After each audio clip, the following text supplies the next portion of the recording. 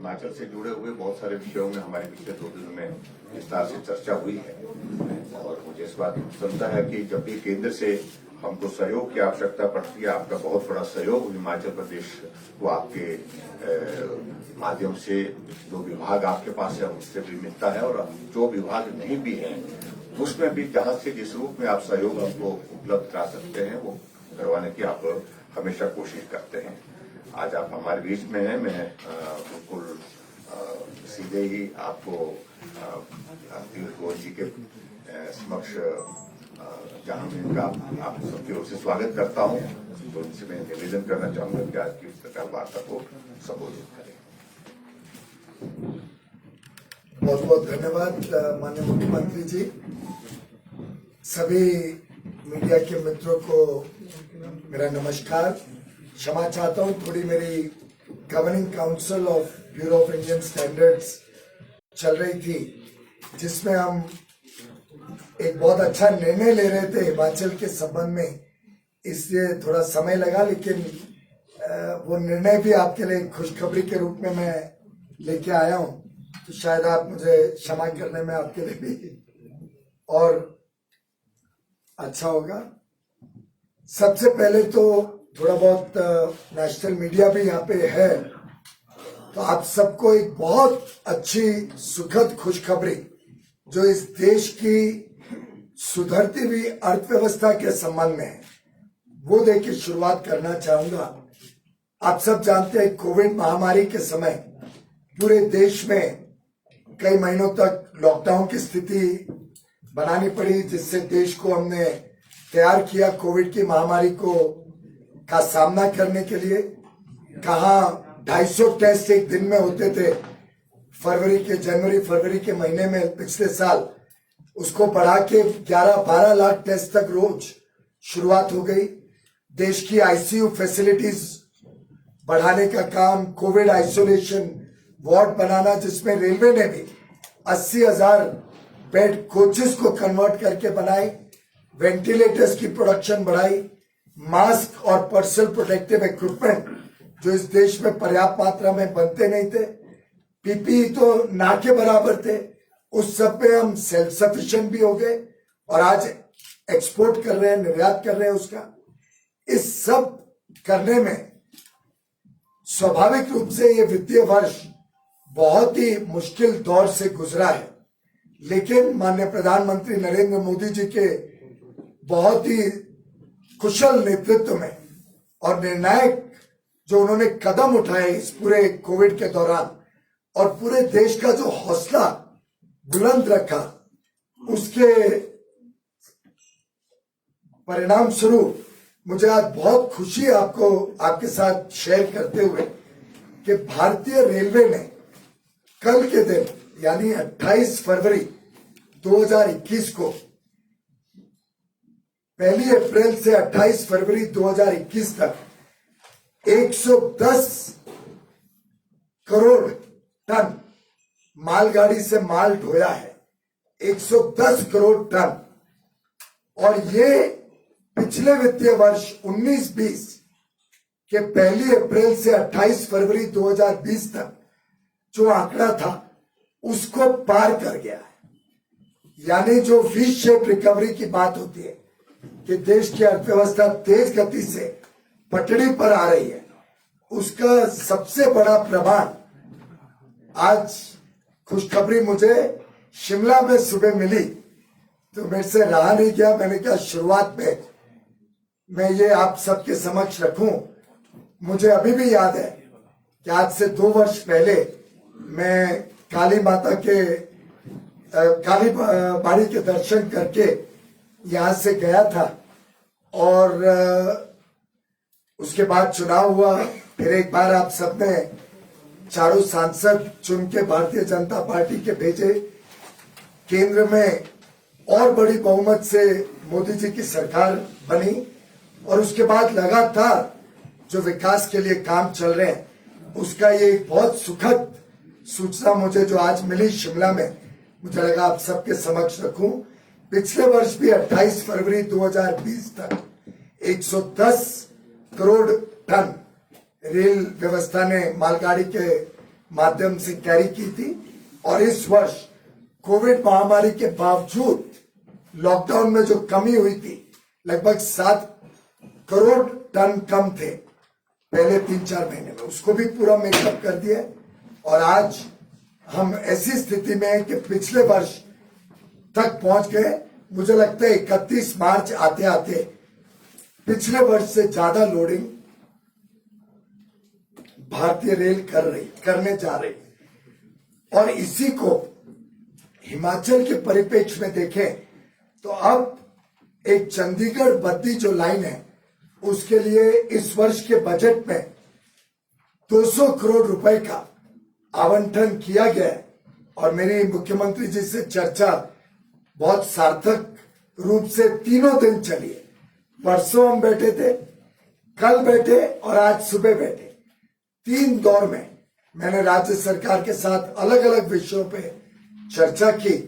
और मालगाड़ी बद्दी तक आए उसको सुनिश्चित करने के लिए चंडीगढ़ बद्दी की लाइन बहुत आवश्यक थी। हम दोनों ने तय किया इसको और बल देंगे। और आगे 200 करोड़ कम पड़े तो मैं उनको विश्वास देके जा रहा हूं कि मैं और सप्लीमेंट्री बजट में और आवंटन करूंगा, लेकिन इस लाइन को तेज गति से हम आगे बढ़ाएंगे।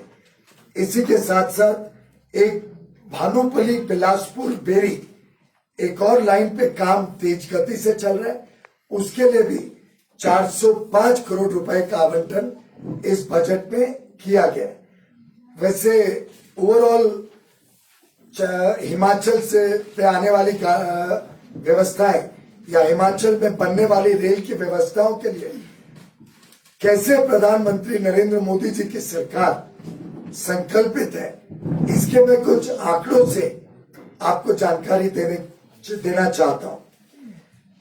2009 से 14 के बीच जब केंद्र में कांग्रेस की यूपीए की सरकार थी, तब औसतन हर वर्ष 108 करोड़ रुपए निवेश होता था इंफ्रास्ट्रक्चर या सेफ्टी वर्क्स में हिमाचल या हिमाचल से जुड़ी परियोजनाओं। यानी 9 से 14 के बीच 5 वर्ष में मात्र 540 करोड़ रुपए पूरे 5 वर्ष को मिलाए तो मात्र 540 करोड़ रुपए निवेश हुआ था। 2014 से 19 के बीच जब माननीय प्रधानमंत्री नरेंद्र मोदी जी की सरकार इस रेलवे बजट पेश करती थी, तो हिमाचल प्रदेश के लिए इसको बढ़ा के 2014 के 108 करोड़ प्रतिवर्ष को बढ़ा के एवरेज 280 करोड़ रुपए कर दिया गया 2014 से 19 के बीच।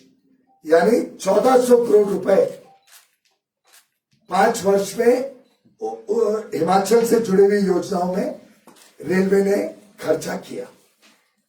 लेकिन वो भी कम लगने के कारण आपको जान की खुशी होगी कि 19-20 के बजट में भी 20-21 के बजट में भी ये लगातार इसमें वृद्धि होती गई।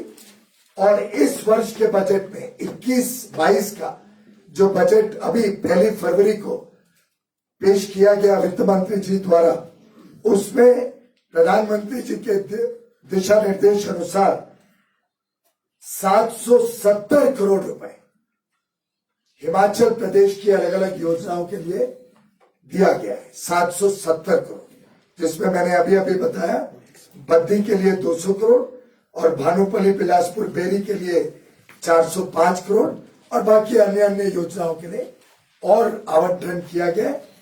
इससे दर्शाता है किस प्रकार से ये सरकार हिमाचल प्रदेश के लिए प्रतिबद्ध है।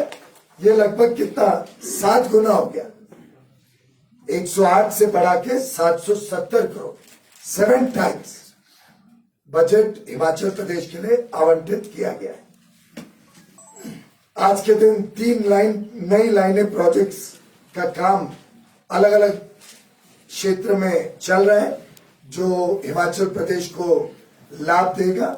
और इन सभी प्रोजेक्ट्स में हम आगे तेज गति से काम करेंगे। एक और खुशखबरी जो मैं आज देने के लिए उत्सुक हूं, जो पिछले 2 दिन की बैठकों में ही तय हुआ है, जिससे मुझे विश्वास है आपको आनंद होगा। जो कालका से शिमला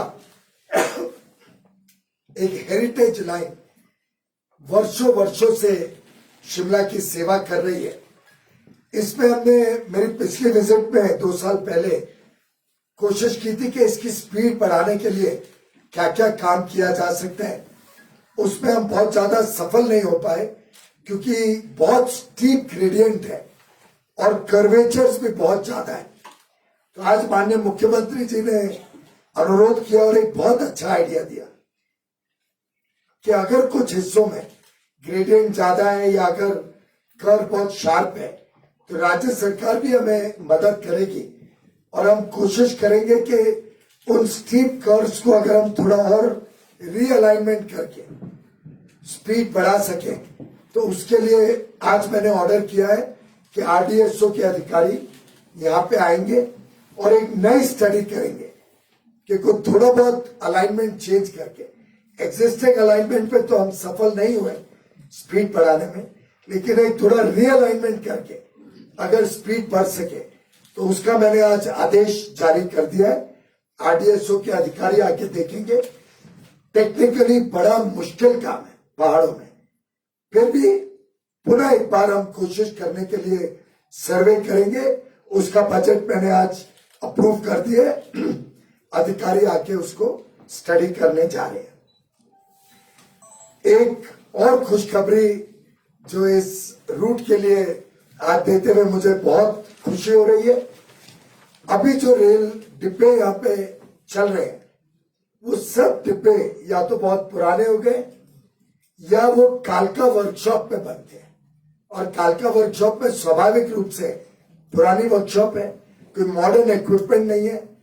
और मैंने कल स्वयं भी, मैं परसों थोड़ा सफर किया था, रेलगाड़ी से शिमला से नीचे गया था, तो मुझे भी लगा कि ये संतुष्टि नहीं हुई मेरी उसके उस सफर में उसको देखते हुए। और मुझे लगता है टूरिज्म को बढ़ावा देने के लिए एक बहुत बड़ा उपलब्धि हो जाएगी अगर अच्छे रेल डिब्बे इस रूट पे कालका से शिमला चले। तो मैंने आदेश आज जारी कर दिया है, सारे के सारे जो आज डब्बे कालका से शिमला चलते हैं इन सभी को 100% रिप्लेस करने का ऑर्डर मैंने आज दे दिया है। आरडीएसओ के अधिकारी और नॉर्दर्न रेलवे के अधिकारी ने काम शुरू कर दिया है। नया डिजाइन बनेगा जो सेफ्टी भी सुधारेगा, जो और सुंदर पैनोरामिक व्यूज देगा, जो साइड के ग्लासेस, जैसे यहाँ के बड़े बड़े ग्लासेस हैं, ये बड़े ग्लासेस से सुशोभित होगा।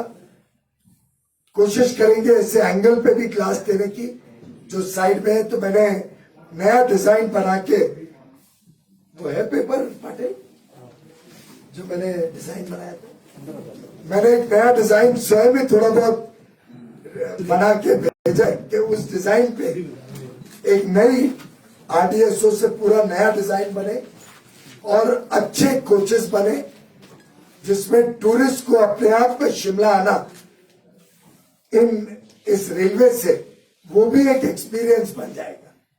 और इसके साथ साथ मैंने आदेश दिया है कि जो भी स्टेशन है रास्ते में उसमें भी राज्य सरकार अगर थोड़ी मदद करके अगर कुछ आसपास जगह दिला सके तो रेलवे और राज्य सरकार मिलके हेरिटेज स्ट्रक्चर को टच करे बगैर हेरिटेज रेलवे लाइन रहेगी, उस पे आगे कोई बिगाड़ा नहीं जाएगा।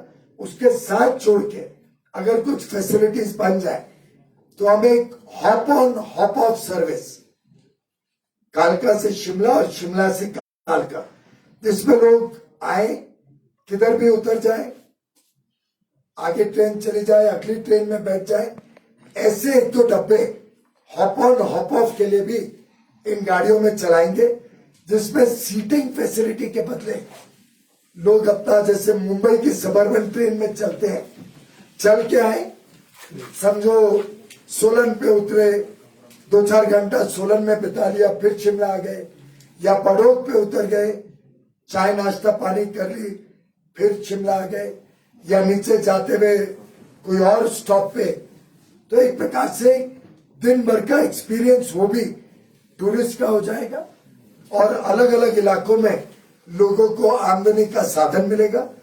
टूरिस्ट वहां भी खर्चा करेंगे रास्ते में। तो अलग अलग प्रयोग से राज्य सरकार ने आज बहुत अच्छे आइडियाज रेलवे के समक्ष रखे हैं। हमने सभी आइडियाज को लगभग स्वीकार किया है और रेलवे और राज्य सरकार मिलके जब भारत की आजादी के 75 वर्ष पूरे होंगे 15 अगस्त 2022 तक, उस दिन तक इन सब योजनाओं को कार्यान्वित करने के लिए पूरी तरीके से संकल्पित है और इसके लिए एक रेलवे की तरफ से एक डेडिकेटेड ऑफिसर नियुक्त किया जाएगा जो टोटली फोकस करेगा इस टूरिज्म को बढ़ावा देने के लिए क्या क्या करने की आवश्यकता है। और मैं स्वयं इसकी मॉनिटरिंग मेरे दफ्तर से भी करूंगा। इसी के साथ साथ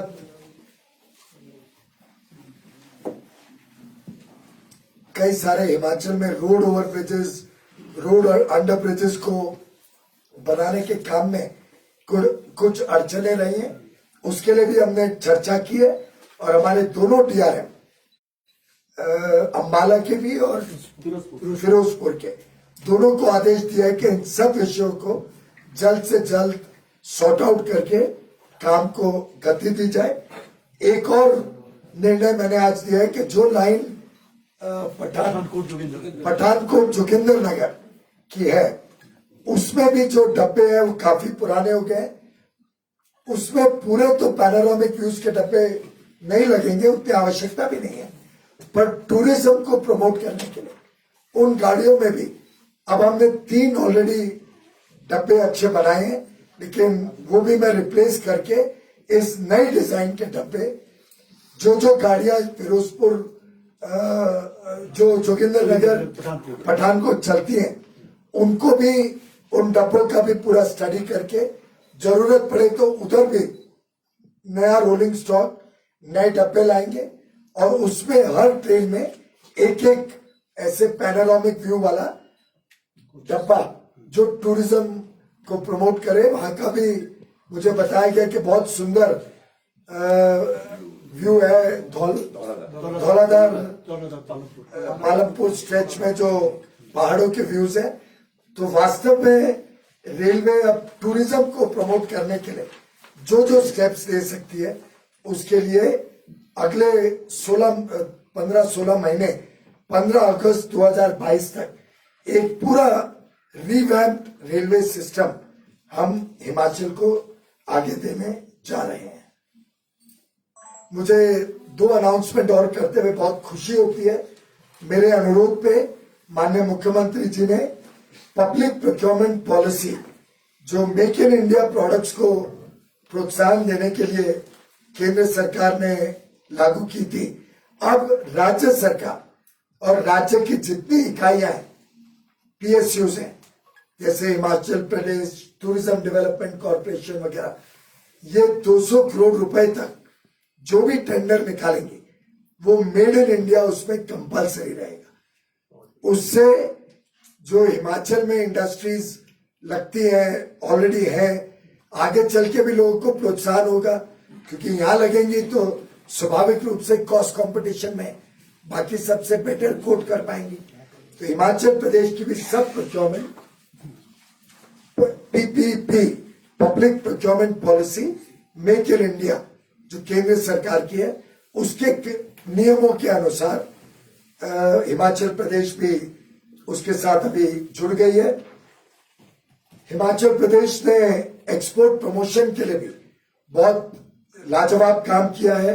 स्टेट लेवल पे एक्सपोर्ट प्रमोशन कमेटी बन चुकी है, डिस्ट्रिक्ट लेवल पे भी एक्सपोर्ट प्रमोशन कमेटी राज्य सरकार ने बना ली है और अब केंद्र सरकार जो कॉमर्स मिनिस्ट्री है, वाणिज्य विभाग और राज्य सरकार दोनों मिलके वन नेशन वन प्रोडक्ट, हर एक डिस्ट्रिक्ट में आपकी 12 डिस्ट्रिक्ट्स हैं, हर एक डिस्ट्रिक्ट का एक प्रोडक्ट को लेके केंद्र सरकार पूरे विश्व में हर मिशन पे उस प्रोडक्ट को प्रमोट करने के लिए सहायता देगी और ज्यादा योजनाएं बनाएगी। तो उसमें हिमाचल के 14 डिस्ट्रिक्ट से एक एक प्रोडक्ट पिकअप होके वो अंतर्राष्ट्रीय पटल पर रखा जाएगा। एक बहुत खुशी की बात है कि हिमाचल प्रदेश ने बहुत मेहनत की ईज ऑफ डूइंग बिजनेस में। कहां पे हिमाचल प्रदेश का ease of doing business rank 2 साल पहले 16वां था। माननीय जयराम ठाकुर जी की सरकार ने इस पे बहुत मेहनत की, दिन रात एक करके अपने जो प्रोसेसेस हैं उसको सरल बनाया, मॉडर्नाइज किया, डिजिटाइज किया। और आप सबके समक्ष अनाउंस करते हुए मुझे बड़ी खुशी होती है कि 16वें रैंक से एक साथ छलांग लगा के जो राज्यों की स्पर्धा थी उसमें 7वें रैंक पर हिमाचल प्रदेश आ गया। तो 9 रैंक्स का जंप शायद ही कोई पूरे देश में और कोई प्रदेश ने एक साथ इतना बड़ा जंप किया है। मेरा सभी राज्य के सरकार के साथियों को तहे दिल से बधाई आपके इस काम के लिए। और मैं अनुरोध करूंगा कि आप इसको लगातार सुधार की दृष्टि में और मेहनत करें। अब बाकी सब प्रदेश भी जाग गए, वो भी मेहनत करेंगे सुधार करने की। ये तो कॉम्पिटिटिव रैंकिंग है, तो आपको अपना रैंक मेंटेन करना है और सुधार करना है। तो आपको अपने प्रोसेसेस और सरल करने पड़ेंगे और इंडस्ट्री और लोगों को ये महसूस हो कि हमारा काम करने राज्य सरकार और राज्य सरकार के अधिकारी और सबके साथ सरलता से काम हो रहा है। और उसी से प्रदेश की जनता को भी एक ईज ऑफ लिविंग, जीवन व्यतीत करने में भी एक बड़ी सरलता महसूस हो, उसके लिए भी हम सभी नेसेसरी कार्रवाई करें। एक बात और रेलवे के संबंध से रह गई बतानी, मैंने आज सुबह उसका भी निर्देश दिया है। मुझे बताया गया कि पोंटा साहब एक अच्छा औद्योगिक क्षेत्र है हिमाचल में, और आज पोंटा साहब को जगाधरी तक लिंक करने की कोई लाइन नहीं है। प्रदेश सरकार पोंटा साहब में और प्रमोट करना चाहती है इंडस्ट्रियल डेवलपमेंट। उसके लिए उन्होंने रिक्वेस्ट की है कि जगाधरी से पोंटा साहब के लिए भी एक रेलवे लाइन बिछा के पोंटा साहब में गुड शेड बनाया जाए, जिससे पोंटा साहब में उत्पादन किया हुआ सामान सीधा रेलवे में चढ़ सके और वहीं से देश भर में जा सके और बंदरगाह तक, पोर्ट तक जाके अंतर्राष्ट्रीय बाजार में भी पोंटा साहब के इंडस्ट्री का सामान सीधा यहीं से कनेक्ट हो जाए। तो मैंने एक फ्रेश सर्वे जगाधरी से पोंटा साहब किया जाए और उसमें वहां के औद्योगिकरण को ध्यान में रखते हुए उसका स्टडी का क्या ट्रैफिक पोटेंशियल है वो निर्धारित करने के लिए हम कोशिश करेंगे कैसे फ्रेट ट्रैफिक भी पोंटा साहब का देश विदेश में जा सके। मैं याद करता हूं माननीय पूर्व प्रधानमंत्री भारत रत्न श्रद्धेय अटल बिहारी वाजपेयी जी ने जिस प्रकार से हिमाचल प्रदेश का उनका जुड़ाव था, तो मैं समझता हूं आप सभी जानते होंगे। वो जब मौका मिलता था हिमाचल प्रदेश, खासतौर पे मनाली आया करते थे। उनका बहुत लगाव था हिमाचल प्रदेश, और उन्हीं के कार्यकाल में पहली औद्योगिक क्रांति हिमाचल प्रदेश में आई थी। तभी जाके ये फार्मास्यूटिकल कंपनीज, बद्री का डेवलपमेंट, ये सब उनके समय में हुआ था। माननीय प्रधानमंत्री नरेंद्र मोदी जी ने जो सहयोग, जो समर्थन राज्य सरकार से पाया, जो उत्साह आज हिमाचल प्रदेश में देखने को मिल रहा है, जिस प्रकार से मुख्यमंत्री जी और उनकी पूरी टीम बद्दी में और अलग अलग कांगड़ा में, पोंटा साहब में, अलग अलग इलाकों में उद्योग को और बल देने का प्रयास कर रहे हैं, मेरा पूरा विश्वास है कि दूसरी औद्योगिक क्रांति हिमाचल प्रदेश में अब प्रधानमंत्री नरेंद्र मोदी जी की केंद्र सरकार, श्री जयराम ठाकुर जी की नेतृत्व में राज्य सरकार और एक छोटे गिलहरी के रूप में भारतीय रेल एक तीसरा इंजन जोड़ेगी और ये तीनों इंजन हिमाचल प्रदेश के विकास में, हिमाचल प्रदेश की प्रगति में और चार चांद लगाएगी और तेज गति से इसको बढ़ाएगी। कल संत रविदास जी की जन्म जयंती थी।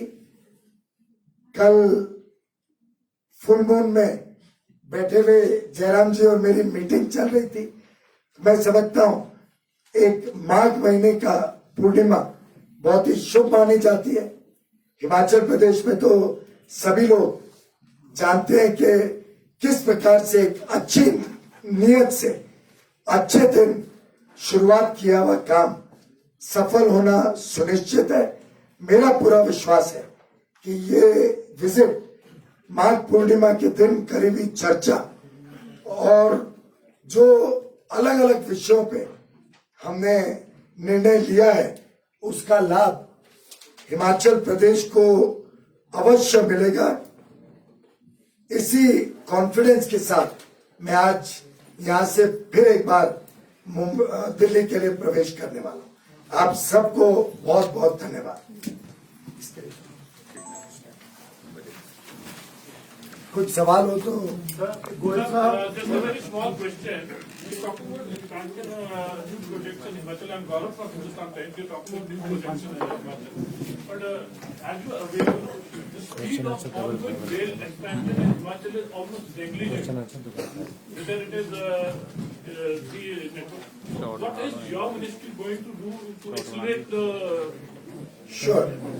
See, one will have to appreciate that Himachal पहाड़ी इलाका है। हिमाचल में कोई भी प्रोजेक्ट लगाने के लिए जो टाइप का टेरेन है उसमें लैंड मिलना, टनलिंग करना, फिर यहाँ की लैंड होल्डिंग्स बहुत छोटी है लोगों की, उसको जब ये लोग एक्वायर करने जाते हैं अधिकारी तो समस्याएं भी सामना करनी पड़ती है। तो नरेंद्र मोदी जी का जो काम करने का ढंग है वो सिर्फ अनाउंसमेंट्स कर दो और पॉलिटिकल अनाउंसमेंट से लोगों को कुछ दिनों के लिए भ्रमित करो, वो उनका तरीका ही नहीं है काम करने। वो वही काम करते हैं जहां 100% जमीन मिल सके, 100% उस काम को हम कार्यान्वित कर सके। तो आप देखेंगे बजट 7 गुना किया है, लेकिन अनाउंसमेंट्स के बदले जो पुराने काम चल रहे हैं उसको गति देने के लिए बजट दिया। जहां तक नई रेल लाइन का सवाल है, आज मुझे जगाधरी पौंटा साहब की बात जची। पहले के सर्वे में वो बहुत ही नुकसान वाली रेलवे लाइन थी तो आगे बढ़ी नहीं, पर इन्होंने कहा कि हम उद्योग को वहां बल देंगे। इसलिए मैंने कहा कि देखो फ्रेट ट्रैफिक अगर आ सके तो शायद वो वायबल हो जाए। गोयल साहब, मेरा एक मिनट भाई साहब, मैं हिंदुस्तान टाइम्स का तो जवाब दे दूं। लेकिन आप याद करेंगे पिछली बार भी मैं जब आया था तब ये जो पठानकोट लाइन है जोगिंदर नगर, तब पहले अनाउंस क्या हुआ था कि ब्रॉडगेज की जाएगी। जब मैंने वहां पे सर्वे किया, मैंने एरियल सर्वे भी किया था, मैंने रियलाइज किया कि ये एक सवाल ही नहीं है कि कभी ब्रॉडगेज हो पाएगी। उसके टनल ऐसे हैं कि वो टनल तोड़ के नए बनाने पड़ेंगे ब्रॉडगेज के लिए। ब्रिजेस ऐसे हैं कि वो ले ही नहीं पाएंगे। जमीन इतनी अधिग्रहण करनी पड़ेगी और सब घर आ गए हैं रेलवे लाइन के साथ साथ। It is an impractical proposition. तो मैंने वहां के लोगों से चर्चा की थी और तब यह निर्णय किया कि हम नैरो गेज की पूरी रिपेयर कर दे, जो हमने कर दिए, अधिकांश काम हो गया। अब मैं कोचिस जब बदल दूंगा तो नैरो गेज रहेगी, लेकिन बहुत अच्छा सफर कट जाएगा उसमें। लेकिन ग्रेड्स इतने हैं, कर्व्स इतने हैं, स्टीप इतना है कि उसकी कुछ समस्याएं, लिमिटेशंस रहेंगी। There are other railway lines now which are on in the plain area also. So the work is still going at a very snail's pace. It's And because in whether it is Nangal Talwada or it is Bilaspur Berry, उसमें काम तो हो नहीं रहा है usually. They are still hanging in. देखिए, मैंने आपको पहले भी बताया और मेरे पास सब डिटेल्स हैं कि हमारी सरकार आने के बाद उसके लिए जमीन अधिग्रहण होने की जैसे ही समस्या पूरी होती है तो कोई दिक्कत नहीं होगी लैंड पैसे देने के लिए। क्योंकि ये डिफेंस का एक ऑल्टरनेट रूट है। तो हम भी कीन है कि इसको आगे बढ़ाया जाए, लेकिन लोकल लोगों को भी उसमें हमें सहयोग देना। Sir, adding to this question only, well I think we'll have to look innovatively. Ladakh जाना कोई गुड्स ट्रैफिक तो लेके नहीं जाना है वहां पे, तो I will have to get my officers to design some new methodology by which we can do a mix of different types of transportation means. जरूरी नहीं है कि लद्दाख तक रेलवे लाइन ही पूरी पहुंचे, इम्पॉसिबल है। मतलब वो type of tunnels, type of mountains, we should be practical.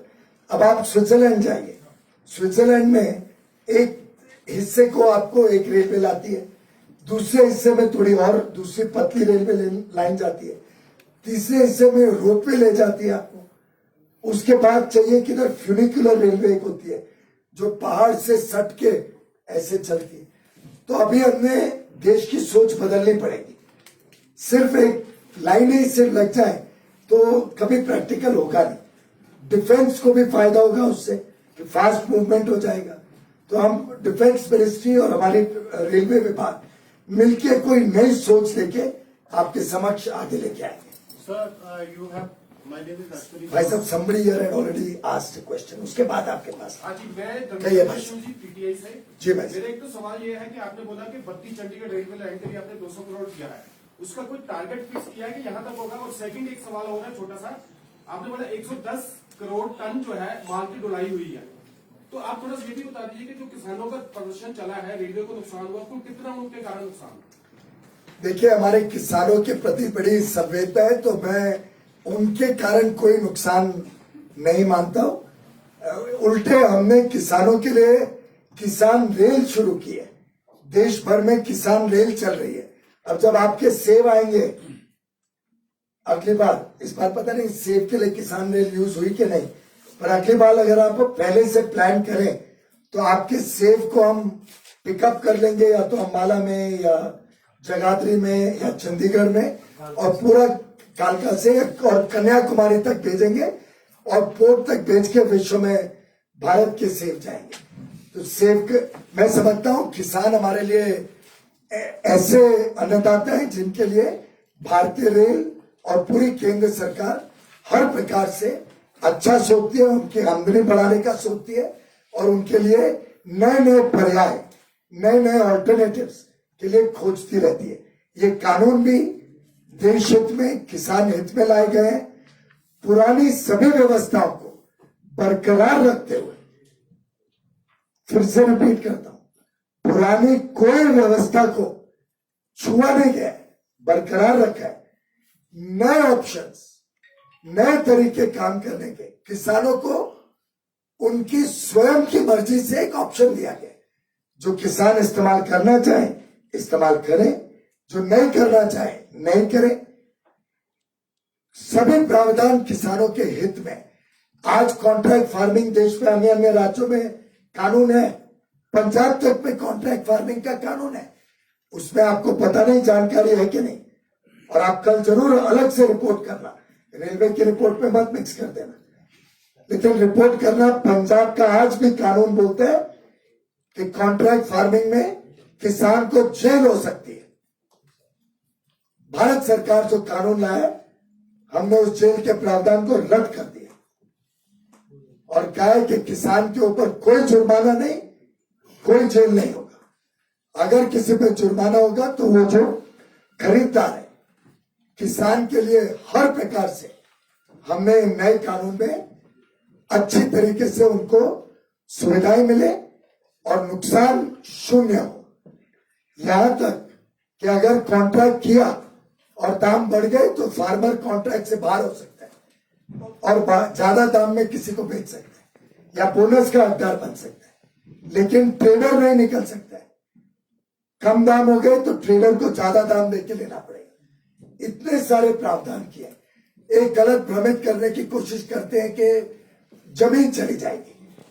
हर कानून में प्रावधान है, किसान की जमीन कोई हाथ नहीं लगा सकता। तो हमारे विपक्ष के मित्रों को मेरा अनुरोध है कि हमारे किसान को भ्रमित ना करें, उनको गलत फहमियों में ना डालें और किसानों को जो लाभ मिल सकता है उससे उनको वंचित न रखें।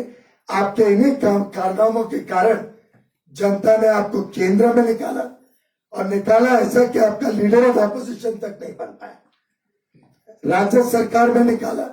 और अगर ऐसे कारनामे करते रहे तो शायद अगली बार जनता हिमाचल में भी ये हाल करेगी कि उस पार्टी का लीडर ऑफ ऑपोजिशन भी नहीं बन पाए। तो मैं समझता हूं किसानों के हित के काम को देश भर में सराहना हुई है, हिमाचल तक के किसान खुश हैं। कुछ लोग भ्रमित हैं, उनके साथ सरकार चर्चा कर रही है, जरूर मार्ग निकलाएगा। ठीक है, मैं